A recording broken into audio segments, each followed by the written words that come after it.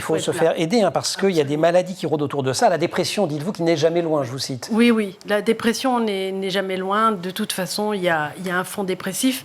Il y a des violences aussi, des violences sexuelles qui ont pu avoir lieu.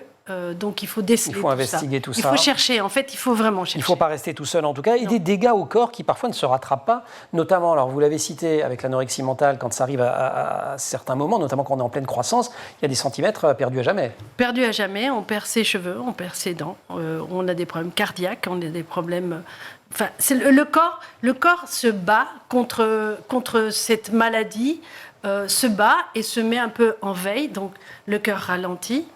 On perd ses cheveux, on a froid, la température baisse, donc elle se recouvre de duvet.